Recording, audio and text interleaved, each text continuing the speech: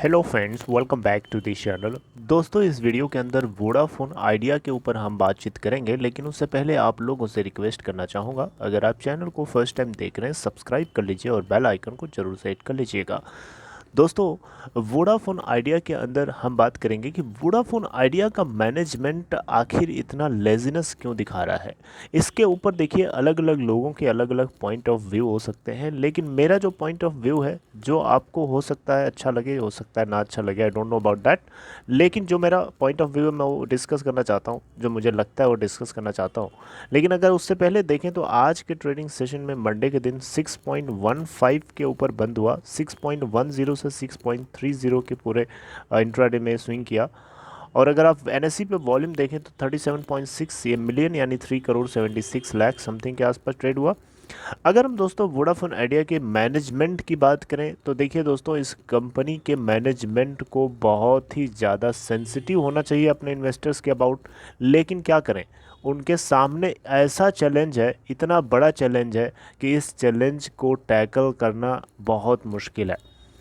दोस्तों, अगर हम देखें तो लास्ट कई क्वार्टर से, कई ईयर से अगर आप देखें, इनफैक्ट ना लास्ट के अगर आप अभी तक के ऑल टाइम देखें, आप 2015 के बाद से अगर देखें तो 10 अप्रैल 2015 को इसका स्टॉक प्राइस 118 रुपये 41 पैसे पे ट्रेड हुआ था, राइट।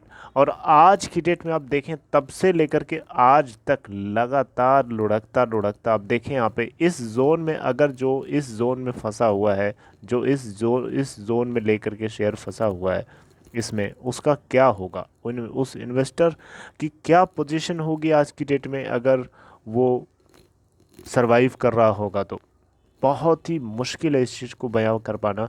और ये बात इन्वेस्टर्स, ये बात जो है कंपनी के प्रमोटर्स को समझना चाहिए। ना कोई डिविडेंड दिया, ना कोई बोनस दिया, और उल्टा लॉस पे लॉस, लॉस पे लॉस हुए जा रहा है। इन सब के बावजूद कंपनी के मैनेजमेंट को ऐसा, मतलब बेपरवाह, जिसको कहते हैं ना, होश ही नहीं है कि कुछ करना है कि नहीं करना है।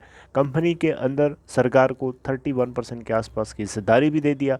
उसके बाद प्रॉमिस किया कि 5,000 करोड़ रुपए लेके आएंगे, लेकिन नहीं, अभी तक कोई इन्वेस्टमेंट नहीं हुआ।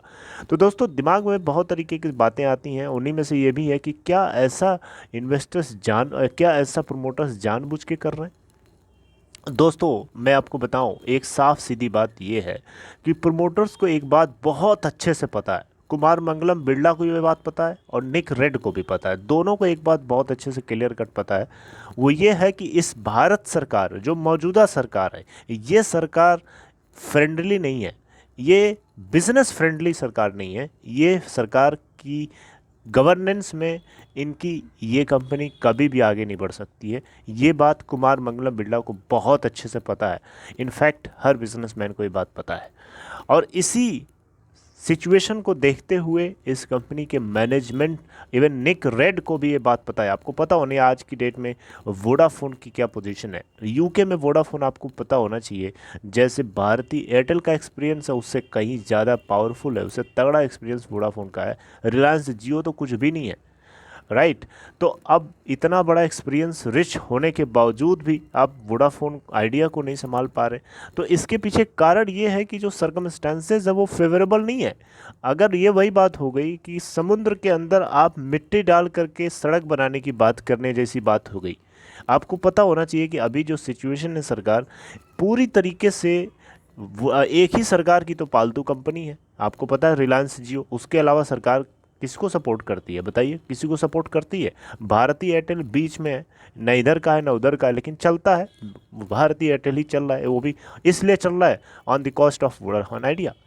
वोडाफोन आइडिया के अंदर इन्वेस्टमेंट अगर होता, अगर सिचुएशंस फेवर में होती, तो आज वोडाफोन आइडिया भारतीय एयरटेल के बराबर नहीं तो कम से कम नीचे तो नहीं होता, इतना तो मैं गारंटी के साथ बोल सकता हूँ। नीचे नहीं होता, बराबर या उससे ऊपर होता आज की डेट में, अगर इसको सरकार ने दबाया नहीं होता किसी तरीके से, राइट। लेकिन सिचुएशन पलटेगी, बाजी पलट जाएगी। समय हमेशा एक जैसा नहीं होता, सरकारें बदलती हैं, समय बदलता है। और जो आज खुले सांड की तरह चल रहा है, जो खा रहा है, उसको किसी न किसी दिन कटघरे में खड़ा किया जाएगा, पकड़ा जाएगा। क्योंकि दूसरे की थाली का खाना कब तक छीन के खाओगे, कभी न कभी तो डाइजेस्टिव सिस्टम खराब होगा ही। और ये बात जो है इन दोनों को पता है, और इन्हीं दोनों ये दोनों इन्हीं चीज़ों का इंतज़ार कर रहे हैं। इसीलिए इन दोनों ने अभी तक कोई इन्वेस्टमेंट सीरियसली नहीं किया। जो भी किया वो एक तरीके से नाम मात्र किया, बिना मन से किया और एक डर से किया। राइट, कॉन्फिडेंटली इन्होंने कभी भी इस कंपनी में इन्वेस्टमेंट नहीं किया, क्योंकि उनको पता है कि सिचुएशन जो अल्टीमेटली सरकार गंदा कर रही है, सरकार की जो गंदी खेल है, सरकार की जो गंदी नीति है, उस गंदी नीति के तहत उनका जो अच्छा पैसा है, जो गुड मनी है, वो बैड मनी में तब्दील होने में समय नहीं लगेगा। सो बेटर है कि अपने पैर और हाथ को बचा के रखो, क्योंकि इन्वेस्टर्स तो ऑलरेडी जल रहे हैं।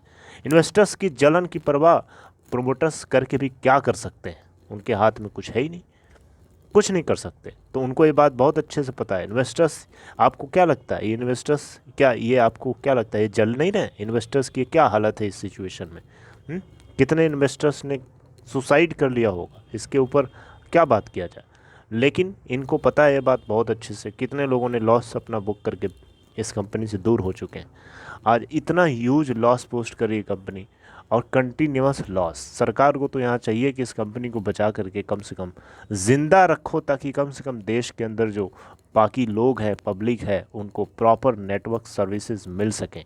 लेकिन आज की डेट में रिलायंस जियो सभी की थाली का खाना छीन के खा रहा है, और किसी को भी क्वालिटी नेटवर्क जो कहीं कहीं मिलता होगा, कहीं कहीं तो बिल्कुल ही बेकार नेटवर्क आता है। राइट, तो ये सिचुएशन नहीं होनी चाहिए। ये सिचुएशन तभी नहीं होगी जब इस कंपनी में बाकी प्लेयर्स भी अपना काम कर रहे होंगे। लेकिन बाकी प्लेयर्स को कमज़ोर किसने किया?